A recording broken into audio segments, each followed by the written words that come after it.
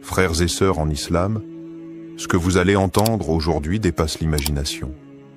Des paroles chuchotées dans les cercles de savants, des visions partagées entre les murs sacrés des mosquées, des rêves puissants confiés par des chers reconnus pour leur piété. Tous convergent vers un seul et même nom, le Mahdi. Il ne s'agit pas de rumeurs ordinaires. Ce sont des récits que peu osent dévoiler et qui pourraient si bien annoncer le début d'un bouleversement prophétique. Que se passe-t-il aujourd'hui dans le monde musulman? Pourquoi tant de savants, de chers et de guides spirituels parlent-ils de son imminente venue? Avant de plonger dans ces révélations, abonnez-vous à cette chaîne, La Foi Islamique. Ensemble, explorons la vérité à la lumière du Coran, de la Sunna et des signes des temps. Au nom d'Allah, le tout miséricordieux, le très miséricordieux, ô Seigneur, éclaire nos cœurs de ta lumière, affermis notre foi dans les épreuves, et accorde-nous la guidance à travers les signes que tu révèles à tes serviteurs sincères. Partie 1. Les cheikhs qui ont parlé. Des voix respectées qui s'accordent. Ils ne sont ni des youtubeurs sensationnalistes, ni des rêveurs illuminés. Ils sont des porteurs de savoir, des veilleurs dans la nuit du monde moderne, des hommes qui ont passé leur vie à lire, à prier, à observer et à se taire, jusqu'à ce que le poids des signes les pousse à parler. Cheikh Imran Hossein, Cheikh Nabil Al-Awadi, Cheikh Al-Habib Ali Al-Jifri. 3 noms, 3 horizons, mais un même frisson dans leurs propos. Quand ces figures prononcent le mot Mahdi, ce n'est jamais à la légère. C'est après des années de méditation, d'étude des hadiths, et parfois d'un rêve venu troubler leur nuit. Cheikh Nabil Al-Awadi, figure du monde sunnite, réputé pour sa prudence, n'a pas cherché à créer le buzz. Il a simplement déclaré, dans une voix tremblante mais ferme, « Nous vivons une époque où les signes mineurs sont quasiment tous passés. Il ne reste que les grands, et le Mahdi en est la clé. » Cette phrase n'est pas un cri. C'est un signal, discret mais profond. Et pour ceux qui connaissent la science des signes, ce genre de déclaration ne peut être ignoré. Ce n'est pas un homme quelconque qui parle. C'est un érudit, formé, entouré, respecté. Et pourtant, il ose évoquer ce que beaucoup n'osent qu'effleurer, l'imminence. Puis vient Cheikh Al-Habib Ali Al-Jifri, dont la parole est connue pour sa douceur, mais aussi sa profondeur spirituelle. Il ne donne pas de date. Il ne fait pas de chronologie. Il raconte un rêve qu'il a vu, un rêve bouleversant. Un homme au visage lumineux, à la Mecque, entouré de croyants criant « Tu es notre guide ». Il n'a pas dit que c'était le Mahdi. Il n'a pas prononcé ce mot. Mais son regard, en racontant ce rêve, parlait pour lui. Il tremblait d'émotion, comme si cette vision avait traversé son âme.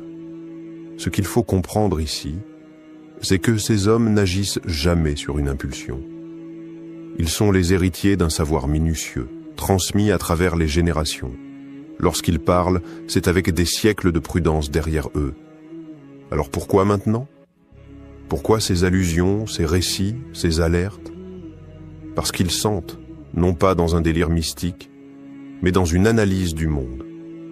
Ils voient les systèmes s'effondrer, les tyrans se multiplier, les cœurs s'assombrir, et l'humanité atteindre un tournant. Et dans ce contexte chaotique, leur voix devient une lanterne. Une lanterne qui ne dit pas « il est là », mais qui murmure « il approche ». Et ce murmure devient une symphonie quand on entend Cheikh Imran Hossein évoquer la fin des temps. Depuis des décennies, il décrypte les signes. D'abord ignoré, puis critiqué, il est aujourd'hui écouté. Pourquoi? Parce que ce qu'il a annoncé hier devient réalité aujourd'hui. Lui aussi évoque l'arrivée du Mahdi. Pas comme une certitude datée, mais comme une conséquence logique de ce que les textes annoncent et que les événements mondiaux confirment. Ces cheikhs ne cherchent pas à convaincre. Ils appellent à préparer. non pas les valises, mais les cœurs. Ils ne disent pas « croyez à notre vision », ils disent « retournez à Allah, rapprochez-vous de la vérité, soyez prêts ». Et c'est peut-être cela le plus bouleversant. Ce n'est pas le contenu de leur vision qui nous secoue, c'est leur sincérité, leur prudence, leur douleur aussi lorsqu'ils évoquent ce qui vient. Car ils savent que l'arrivée du Mahdi ne sera pas un feu d'artifice. Ce sera une secousse, un réveil, une épreuve.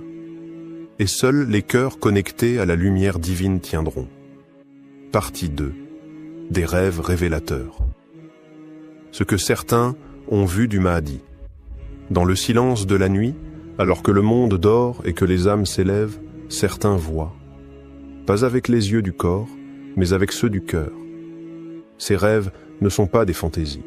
Ce sont des fragments, des éclats du monde invisible que Dieu offre à ceux dont le cœur est purifié. Le prophète Muhammad l'a dit. Le rêve véridique est une des 46 parties de la prophétie. Et dans notre époque troublée, ces rêves se multiplient, pas chez n'importe qui, mais chez des hommes de science, des femmes pieuses, des étudiants sincères, des chers silencieux que le ciel réveille. Un cheikh marocain a confié le regard humide que dans son sommeil, il s'est vu transporté à Médine. Là, debout devant le noble tombeau du prophète, un homme pleurait, les mains levées, le cœur déversé en larmes. Et puis cette voix venue de nulle part, ou peut-être d'en haut, « Voici le Mahdi que tu attends ». Il s'est réveillé tremblant. Il n'a pas cherché à interpréter, il a seulement su. Quelque chose s'est imprimé en lui, comme une certitude douce et pesante à la fois. Il n'a pas cherché à en parler partout. Il l'a partagé à quelques élèves, à ceux capables d'entendre sans moquerie, de ressentir sans idolâtrer. Ce rêve n'est pas isolé. Il fait partie d'une constellation. En Égypte, un fakir raconte avoir vu une foule immense autour de la Kaaba. Un homme, vêtu simplement, au regard baissé, refusait de monter sur le minbar. Mais les gens le suppliaient. Ils l'appelaient par un nom qu'il n'ose plus répéter sans frissonner. À Karachi, une femme pieuse raconte une vision où la nuit s'est éclairée d'une lumière intense. Un homme marchait entre les ruines d'un monde brisé. Derrière lui, des enfants, des savants, des orphelins. Il ne parlait pas, mais sa présence apaisait. Les oiseaux se taisaient et même le vent semblait écouter. Et ce qui trouble le plus, c'est l'universalité de ces visions. Pakistan, Yémen, Europe, Afrique, Indonésie, France, partout, les récits se recoupent. Le même homme, la même pudeur, la même scène, la foule, la lumière et une voix qui désigne sans désigner, et pourtant aucune coordination entre ces rêveurs, aucun agenda, juste des cœurs qui cherchent Dieu, des âmes qui pleurent en prière. Et parfois, la nuit leur répond. Ces rêves parlent tous de la même chose. Un homme qui ne veut pas être reconnu, qui refuse le pouvoir, mais que les gens reconnaissent malgré lui. Un homme qui pleure devant le prophète et qui porte une lumière intérieure que même les aveugles sentiraient en passer. Alors, que faire de ces récits? Les rejeter en bloc? Les ranger dans une case de coïncidence collective? Ou faut-il, peut-être, se poser une autre question? Et si ces rêves n'étaient pas là pour désigner un homme, mais pour réveiller des cœurs? Peut-être qu'Allah nous montre ce visage, non pas pour qu'on le suive aveuglément, mais pour qu'on se prépare à ce qu'il représente. La fin de la corruption, le retour de la justice, le triomphe de la vérité. Le début d'une ère où l'islam se vivra avec sincérité, non plus dans la peur ou la honte. Et dans cette époque pleine de mensonges, de confusion et de douleur, ces rêves sont peut-être les derniers flambeaux avant la grande lumière. Partie 3. Les signes qui les ont poussés à parler. Il y a un moment où le silence devient trahison. Un moment où se taire face à l'effondrement du monde revient à abandonner les âmes à l'errance. Ce moment, selon certains savants, est arrivé. Depuis des années, les cheikhs les plus lucides observaient. Ils analysaient. Ils patientaient. Mais aujourd'hui, ils parlent. Et si des voix comme Cheikh Imran Hossein, Cheikh Nabil Al-Awadi ou Cheikh Al-Jifri ont décidé de s'exprimer sur le Mahdi, ce n'est pas par hasard. Ce n'est pas pour provoquer. C'est parce qu'ils ont vu les signes. Et ces signes sont devenus trop évidents, trop puissants pour être ignorés. Guerre dévastatrice au Moyen-Orient. Des villes réduites en cendres. Des enfants enterrés sous les ruines. Des peuples brisés, dispersés, déshumanisés. Et à chaque nouvelle guerre, un même schéma. Oppression, injustice, silence des puissants. Jérusalem sous tension. Cheikh Imran Hossein ne cesse de le répéter. Celui qui ne comprend pas le rôle prophétique d'Israël et de Jérusalem dans la fin des temps ne peut comprendre l'éveil du Mahdi. Il explique que le faux Messie, Dajjal, doit émerger à travers un système corrompu, sioniste, imposant au monde une fausse paix, une fausse liberté, une fausse justice. Et que le Mahdi, à l'inverse, apparaîtra comme un contre-choc, un retour à la vérité absolue, à la justice divine. Un monde à genoux. L'effondrement moral n'est plus une théorie. L'impudicité est devenue une industrie. L'injustice, une norme. Les tyrans sont applaudis, les justes emprisonnés. L'islam est caricaturé, surveillé, ridiculisé. Et au sein même de la Oumma, les divisions font rage. Sunnites contre chiites, traditionnalistes contre réformistes, culture contre culture, mosquée contre mosquée. Le climat, lui aussi, parle. Inondations, séismes, feux incontrôlables. La planète semble crier sous le poids des péchés de l'humanité. Les savants ne sont pas des climatologues, mais ils voient dans ces bouleversements un rappel, une purification avant le retour d'un ordre divin. Cheikh Nabil l'a dit sans détour. L'analyse ne suffit plus. Les gens ont besoin de foi, de lumière, car ce qui vient ne sera pas une manifestation spectaculaire. Ce sera une épreuve, une tempête qui n'épargnera que ceux qui auront préparé leur cœur. C'est cette urgence qui les pousse à parler. Pas pour créer de faux espoirs, pas pour désigner un homme à suivre, mais pour réveiller les cœurs. Ils ne donnent pas de nom, ils ne fixent pas de date, ils avertissent, ils secouent. Leur message est clair, le Mahdi ne viendra pas pour résoudre vos problèmes. Il viendra avec une mission immense qui exigera de vous vérité, sacrifice et foi. Si vous n'êtes pas prêt à vous réformer maintenant, vous ne le reconnaîtrez peut-être même pas quand il viendra. Ces chers voient, pas parce qu'ils sont devins, mais parce qu'ils ont appris à lire le monde avec le Coran dans une main, les hadiths dans l'autre, et les yeux tournés vers les signes d'Allah. Et ces signes, aujourd'hui, hurlent. Partie 4. La peur et l'humilité des savants devant ces signes. Il y a des vérités qu'on ne crie pas. On les chuchote avec respect, avec tremblement. Car elles ne sont pas des slogans, elles sont des responsabilités. Et c'est dans ce silence lourd, rempli de crainte et d'humilité, que les savants parlent du Mahdi. Ils ne s'affichent pas comme des visionnaires. Ils ne cherchent ni gloire, ni vue, ni applaudissements. Ils ne se prennent ni pour prophètes, ni pour élus. Non. Ils baissent l'âme la tête. Ils disent, nous ne savons pas, mais nous sentons. Et ce que nous sentons, c'est un appel. Leur voix n'est pas celle de la prédiction, mais celle de la précaution. Ils ne veulent pas exciter les foules, mais réveiller les cœurs. Cheikh Al-Habib Ali Al-Jifri l'a résumé dans une parole sobre et forte. Ce n'est pas notre rôle de dire quand, mais c'est notre devoir de dire comment s'y préparer. Et le comment ne parle jamais de politique, ni d'armes, ni d'agitation. Il parle de tauba, de ce retour intime à Allah, sincère, silencieux. Il parle de prières nocturnes, celles que personne ne voit, celle que seule la miséricorde d'Allah entend. Il parle de lecture du Coran, pas en récitation automatique, mais en méditation, en imploration. Il parle de purification du cœur, d'abandon des rancunes, des orgueils, des attaches mondaines.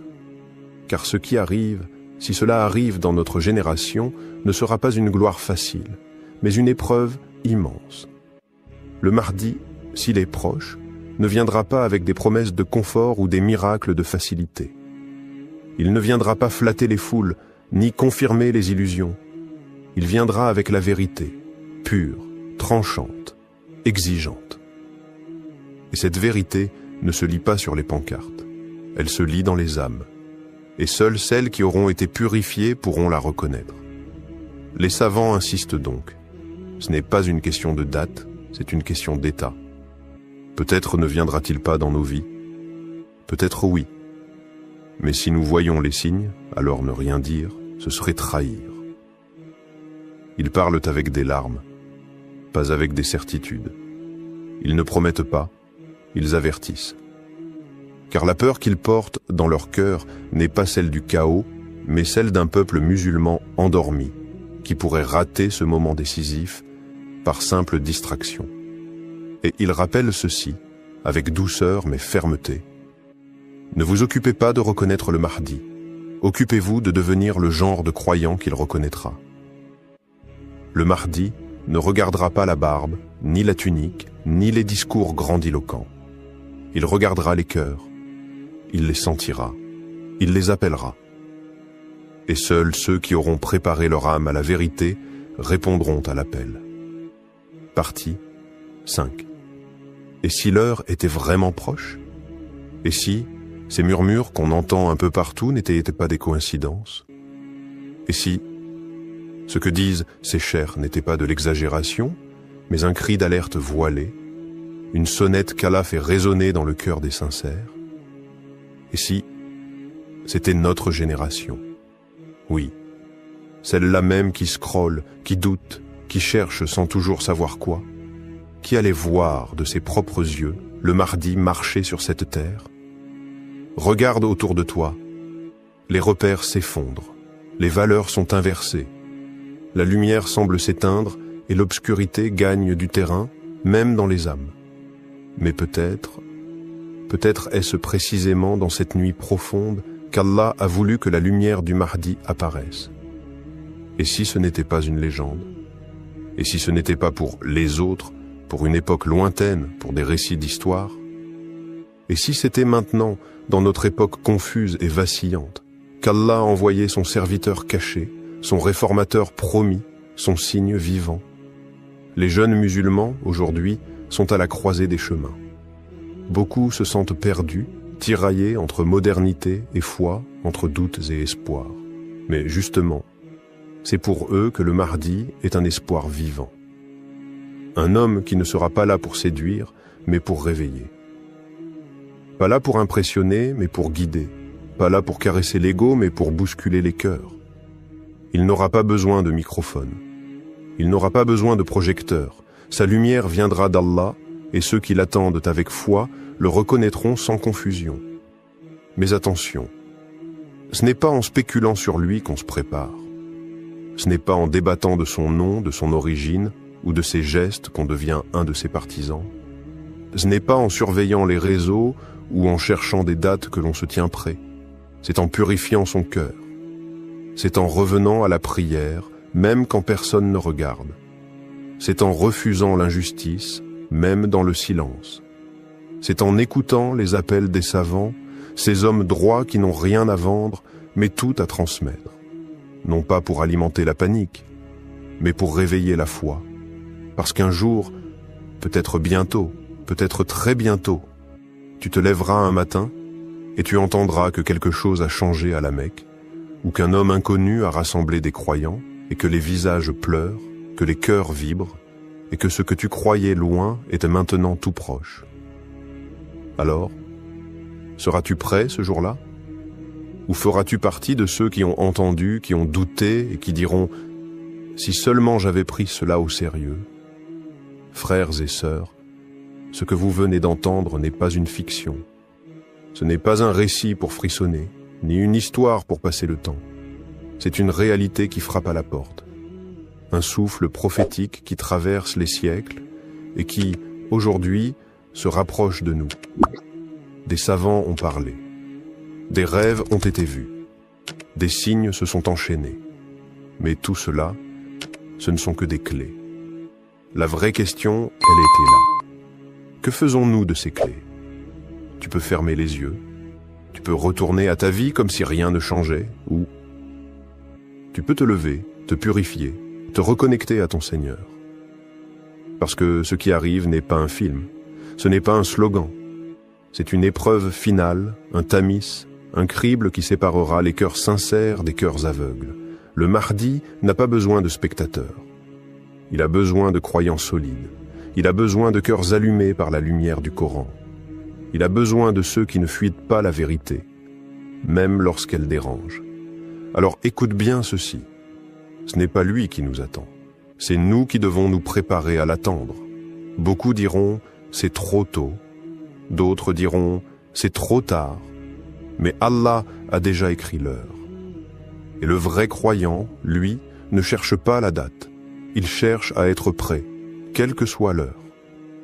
Abonne-toi à La Foi Islamique. Pas seulement pour suivre nos vidéos, mais pour faire partie de ceux qui veulent vivre avec conscience, marcher avec foi et mourir avec certitude.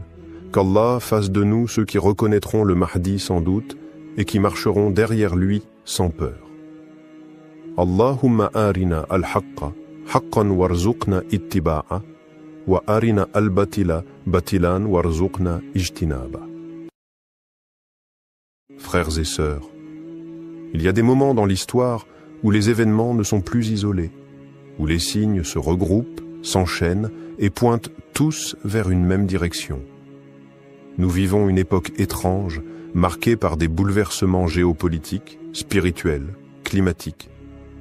Et si tout cela annonçait un seul et unique lieu, un lieu prophétisé, attendu, craint par certains, espéré par d'autres, le lieu de l'apparition du Mahdi. Avant de commencer, abonnez-vous à la chaîne La Foi Islamique pour ne rien manquer des révélations à venir. Car ce que vous allez entendre maintenant pourrait changer votre manière de regarder le monde. Bismillah, wa salat wa salam ala rasulillah. Ô Seigneur des mondes, éclaire nos cœurs par ta lumière, guide nos âmes vers la vérité et fais de nous des témoins sincères de ton décret. Ya Allah, accorde-nous la clairvoyance de reconnaître tes signes et la force de rester ferme lorsque viendra l'épreuve. Partie 1. Les signes avant-coureurs dans les hadiths. Ils sont là, non pas dans les récits d'un vieux livre poussiéreux qu'on feuillette par curiosité, mais dans les journaux, les écrans, les cris des peuples opprimés et les secousses invisibles de l'histoire. Les signes. Ils frappent à notre porte, et chaque jour, ils deviennent plus évidents. Le prophète Muhammad, le véridique, n'a laissé aucune zone d'ombre. Dans les recueils les plus authentiques, ses paroles retentissent comme un écho lointain, ou comme un avertissement imminent. Il a parlé d'un monde bouleversé, d'un déséquilibre général, de nations qui s'affrontent dans des conflits sans fin, de puissances qui s'effondrent, de peuples qui crient justice, de sang versé dans les lieux saints. Il a parlé de Cham, cette terre bénie et meurtrie. Il a mentionné Al-Quds, centre de tensions et d'enjeux mystiques. Il a désigné l'Arabie, touchée par des luttes internes, des divisions claniques, des effusions qui tachent même les lieux les plus sacrés.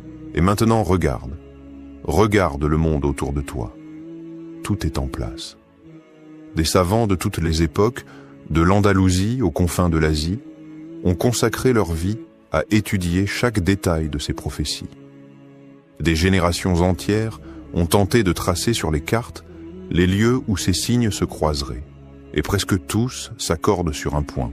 Le Mahdi apparaîtra à la Mecque entre la pierre noire et le Maqam d'Ibrahim, là où les âmes en quête se retrouvent, là où la foi vibre avec une intensité unique. Mais voilà la nuance que peu perçoivent. Si la Mecque est le point d'émergence, cela ne signifie pas qu'il n'y aura pas d'autres étapes. Car avant de se dévoiler au monde, le Mahdi est un homme qui marche dans l'ombre. Il ressent les douleurs du monde. Il traverse les nations, peut-être même les grandes capitales.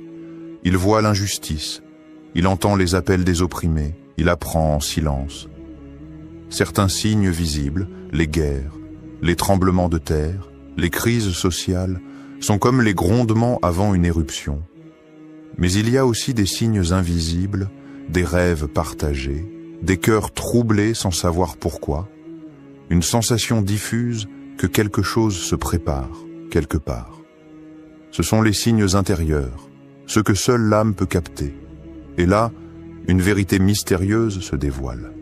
La terre semble orienter tous les regards, tous les cris, toutes les prières vers un même point. Un centre qui n'est pas encore révélé, mais qui agit déjà. Il ne s'agit plus seulement d'un lieu géographique. C'est un espace spirituel en train de s'éveiller. Un endroit où l'invisible devient perceptible, où la lumière revient lentement après des siècles d'ombre. Ce lieu n'a pas encore été nommé. Mais tout indique qu'il est déjà chargé d'un poids que seul un élu peut porter. Ce n'est pas un hasard si certains voient le même rêve à des milliers de kilomètres les uns des autres. Ce n'est pas un hasard si des savants se replongent dans les textes avec une urgence nouvelle. Ce n'est pas un hasard si les cieux et la terre semblent en attente.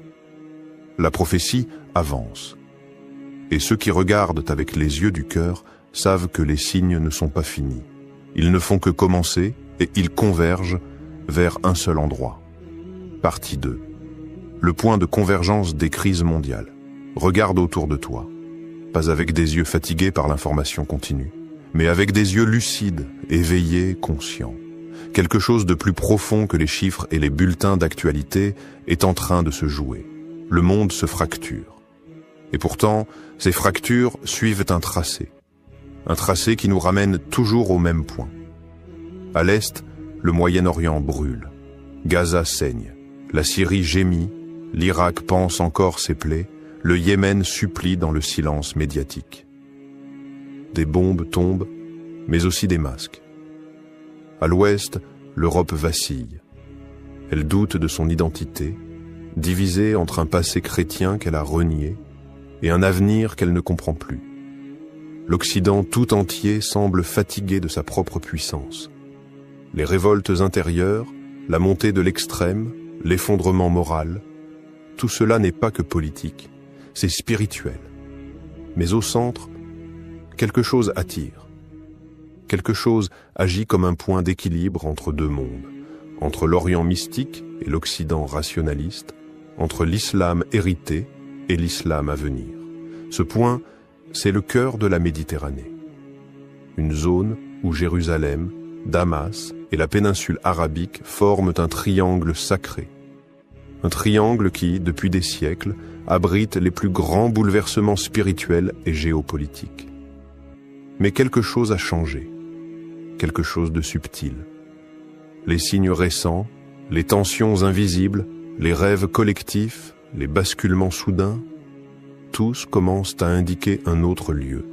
Un lieu que peu regardent, un lieu qui ne fait pas partie des récits classiques, mais que le destin semble redessiner à la lumière d'une prophétie vivante. Car le Mahdi, avant d'être reconnu, sera inconnu. Il ne surgira pas là où les foules l'attendent, comme on attend un roi avec tambour et fanfare. Il apparaîtra dans la discrétion. Il traversera des terres que l'on croyait marginales. Il portera peut-être un accent inattendu, une allure que personne ne reconnaît. Et c'est précisément là que le divin surprend. Il casse les cadres, il brise les habitudes. Certains signes, presque imperceptibles, orientent désormais notre regard vers un territoire nouveau, à la fois extérieur au monde musulman traditionnel et intérieurement connecté à son cœur.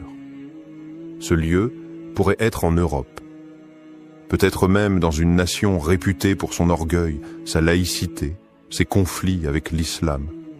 Un lieu que l'on pense fermé et qui peut-être cache la clé. Cela te semble improbable? Mais n'est-ce pas ce que l'histoire nous a toujours enseigné? Que les révolutions naissent là où on ne les attend pas. Que les élus viennent de peuples oubliés, que les lumières jaillissent du cœur des ténèbres. Les tensions actuelles ne sont pas seulement politiques. Ce sont des signaux divins. Elles pointent vers un nouveau carrefour, un endroit d'intersection, de rupture et de renaissance. Un point où l'ancien monde s'effondre et où le nouveau prend forme dans le silence. Et si ce lieu était déjà désigné, sans qu'aucun d'entre nous ne l'ait encore compris? Et si les crises elles-mêmes formaient une carte invisible, dessinée par le doigt d'Allah, indiquant l'endroit exact où un événement prophétique doit s'accomplir? Rien n'est au hasard, et les signes ne mentent jamais. Partie 3. Le rôle caché de l'Occident et l'éveil spirituel inattendu. Et si on t'avait toujours appris à regarder au mauvais endroit? Et si les projecteurs braqués sur l'Orient t'avaient empêché de voir que la lumière du renouveau pourrait surgir de l'ombre même de l'Occident? L'idée semble presque choquante, inconfortable. Comment imaginer que le Mahdi, l'homme guidé par Allah, puisse avoir un lien direct avec des terres qui, historiquement, ont combattu l'islam? Et pourtant, aujourd'hui, l'Occident n'est plus ce qu'il était. Sous le vernis des villes brillantes, des institutions puissantes et des idéaux proclamés, un autre monde est en train de naître. Un monde de douleur, de fractures, mais aussi d'éveil. Regarde la France. Le climat est hostile, les discours sont durs, l'islam y est combattu sur le plan médiatique, politique, culturel. Mais c'est là aussi que l'on trouve la jeunesse musulmane la plus consciente, la plus engagée, la plus attachée à son identité. Dans les quartiers populaires, dans les universités, dans les rues, quelque chose brûle, pas de la colère, mais une soif. Soif de retour, soif d'ancrage, soif de Dieu. C'est en France que les mosquées débordent pour la prière du Fajr. C'est en Angleterre que des convertis racontent avoir vu le prophète en rêve. C'est en Allemagne, en Belgique, aux États-Unis que des jeunes, sans repères familiaux, redécouvrent l'islam par pur amour de la vérité. Ce phénomène n'est pas anodin, il est prophétique, car plusieurs hadiths évoquent l'Occident de manière énigmatique. Le prophète a mentionné un groupe de croyants venus des terres de l'Ouest, des gens à la fois purs, prêts à rejoindre le Mahdi. D'autres traditions, bien que sujettes à interprétation, laissent entendre que le Mahdi vivra un temps dans une terre d'incrédulité, une terre où il sera inconnu, rejeté, persécuté, mais protégé. C'est dans l'épreuve que les cœurs sont forgés. C'est dans l'exil que les prophètes ont été formés. Musa a grandi chez Pharaon. Youssouf a été élevé loin de sa famille. Le prophète Muhammad a été rejeté par les siens avant d'être accueilli à Médine. Et si le Mahdi suivait cette même trajectoire? Et s'il avait été élevé dans un monde de contradictions pour mieux le dépasser? Et s'il vivait aujourd'hui dans une capitale occidentale, en silence, observant, priant, pleurant les péchés de l'humanité, en attendant l'ordre divin? Peut-on imaginer un instant que Paris, cette ville de lumière profane, soit aussi le théâtre secret de la lumière divine? Elle qui incarne tant de rejets, pourrait-elle devenir le lieu de l'accueil? Un lieu où le Mahdi vivrait caché, anonyme parmi les anonymes. Un cœur pur battant dans un monde hostile. Un homme éveillé, protégé non par les murs, mais par la volonté d'Allah. Et si les épreuves des musulmans en France, leur douleur, leur résistance, n'étaient pas de simples injustices, mais un signe que quelque chose se prépare. L'histoire d'Allah ne suit jamais les chemins qu'on attend. Elle renverse les puissants. Elle élève les opprimés. Elle transforme les périphéries en centres et les lieux rejetés en lieux élus. Et toi, as-tu ouvert les yeux sur ce lieu inattendu où tout pourrait commencer? Partie 4. Pourquoi Paris concentre tous les signes? Regarde Paris, pas avec les yeux du touriste, ni ceux du politique. Regarde-la avec les yeux du cœur, avec la lecture des signes. Paris n'est pas qu'une ville, c'est un champ de bataille invisible. C'est le miroir des contradictions du monde moderne, où la foi est traquée mais jamais étouffée. où l'obscurité croit dominer mais laisse toujours filtrer la lumière. Ici, les minarets sont étouffés mais les cœurs s'élèvent. Ici, la parole de Dieu est contestée mais constamment récitée dans les foyers, les cellules, les ruelles. Ici, les musulmans sont surveillés mais plus vivants que jamais. Est-ce un hasard? Ou est-ce le lieu exact de l'épreuve choisi par Allah pour que naisse ce feu dont parlent les hadiths? Un feu qui ne brûle pas pour détruire, mais pour révéler.